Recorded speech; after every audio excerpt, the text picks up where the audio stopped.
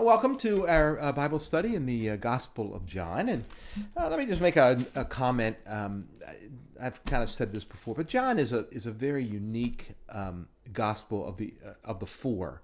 Not that it's more important.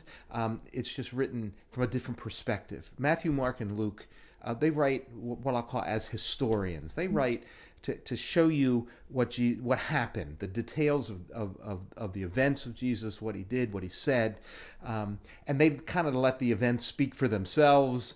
And they're certainly writing from a perspective of faith and trying to help us believe in Jesus as the Messiah. But John writes differently. He writes as a theologian.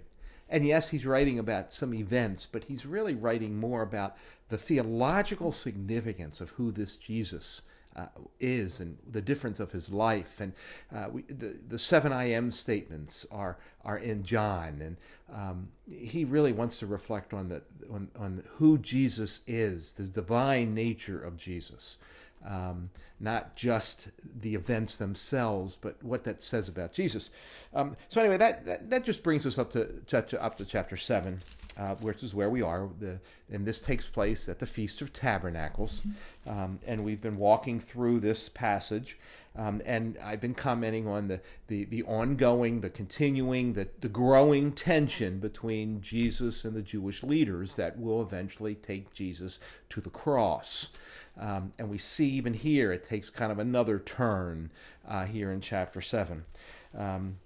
But he's gone to, at first he didn't go when his brothers, when his family, when his disciples went to be there at the beginning of the festival. Jesus said, it's not my time. He goes about kind of a couple days into the festival. These festivals, like the Passover festival, lasted 8 days.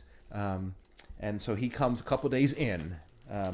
And then, there's a couple, and then this passage is kind of focused around a couple different questions that are raised about Jesus. The first one is in verse 14, which we looked at last time, where the Jewish leader said, how did this man get such learning without being studied? In other words, he doesn't have any credentials. He doesn't have the right credentials. Didn't go to the right schools. Didn't go to our schools, is what he's saying. He didn't go through our system.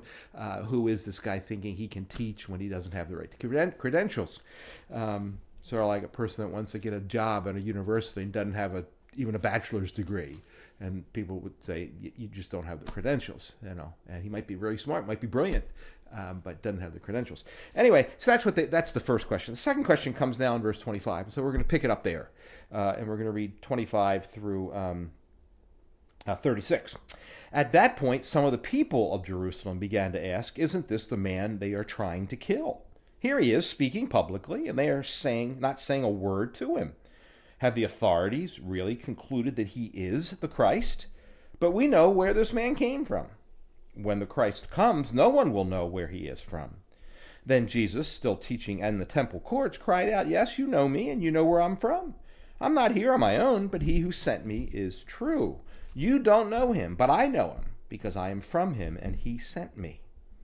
At this they tried to seize him, but no one laid a hand on him, because his time had not yet come. Still, many in the crowd put their faith in him. They said, when the Christ comes, will he do more miraculous signs than this man? The Pharisees heard the crowd whispering such things about him. Then the chief priests and the Pharisees sent temple guards to arrest him. Jesus said, I am with you for only a short time, and then I go to the one who sent me. You will look for me, but you will not find me, for where I am, you cannot come. The Jews said to one another, where does this man intend to go that we can't find him? Will he go where our people live scattered among the Greeks and teach the Greeks? What did he mean when he said, you will look for me, but you won't find me? And where I am, you cannot come. Now, there's a number of comments to make, and then again, as I always do, I encourage you to go back and just reflect and just let this word sink in. Just read through it slowly. Maybe even go back to the beginning of chapter 7 and just read the whole chapter once again. But again, the first question that was asked earlier in the chapter was asked by it says the Jewish leaders. That's in verse 15. The Jews almost always refers to the Jewish leaders. But now it says some people in Jerusalem began to ask. Now, they're kind of questioning. These are not believers yet, it's for certain. And they make this comment, we know where this guy's from. When the Christ comes, no one will know where he's from. That was the common belief back then, that when the Messiah come, he would kind of come out of nowhere. They wouldn't know where he was from. He would just come, and that's what they believed. And this guy, they knew exactly where he came from, knew his family. And so, he's teaching, he's got authority, he's doing a lot of the right things, he's healing people, but, he doesn't fit all of our preconceived ideas. And that happens sometimes, doesn't it? People come to Jesus for certain reasons. They expect certain things, and Jesus sometimes works outside of the box. He doesn't sometimes fit our mold and our ideas of how he's supposed to work in our lives. He's not supposed to let us suffer or go through problems. And all of a sudden, when something happens that doesn't fit our preconceived box about God, it really stirs us up. So that's what's kind of happening here. Hey, this is not the Jesus that we expected.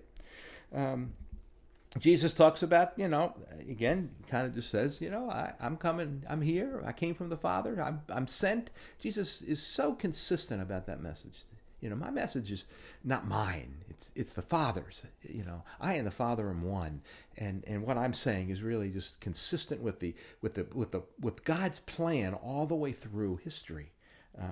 So anyway, and then notice in verse 30, this is where it says this text indicates a kind of a new degree of tension between the Jewish leaders and Jesus. And it says they tried to arrest him. It says twice.